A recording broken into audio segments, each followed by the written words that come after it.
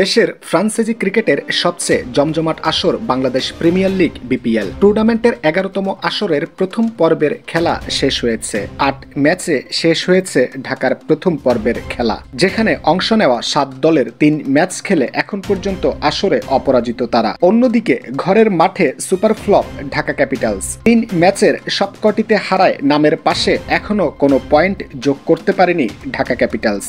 সিলেট পর্বটা সবচেয়ে ভালো কেটেছে টুর্নামেন্টের রংপুরের। সিলেটে এসে প্রথম হারের স্বাদ পাওয়া খুলনা ও রংপুরের পয়েন্ট সমান, যেখানে খুলনার 5 ম্যাচে 4 জয়ের ফলে পেয়েছে 8 পয়েন্ট। সমান 8 পয়েন্ট আছে রংপুরেরও, তবে তারা 1 ম্যাচ বেশি খেলেছে এবং নেট রান রেটেও এগিয়ে আছে। টেবিলের 4 নম্বরে আছে হেভিওয়েট কুমিল্লা ভিক্টোরিয়ান্স।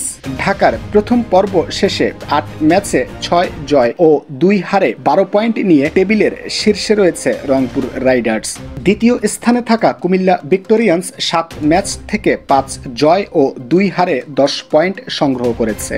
এদিকে ইতিমধ্যে 9 ম্যাচে 8 হারে আসর থেকে ছিটকে গিয়েছেন রংপুর রাইডার্স। 3 ম্যাচের সবকটিতে জয় পেয়ে 6 পয়েন্ট নিয়ে পয়েন্ট তালিকার শীর্ষে রয়েছে। তাদের মতোই শতভাগ জয় পেয়েছে খুলনা টাইগার্সও। তারা 2টি ম্যাচ খেলে 4 পয়েন্ট নিয়ে টেবিলের দ্বিতীয় স্থানে রয়েছে। চিটাগং কিংস 2 ম্যাচে 1 জয় ও 1 হারে 2 পয়েন্ট নিয়ে টেবিলের তৃতীয় স্থানে অবস্থান করছে।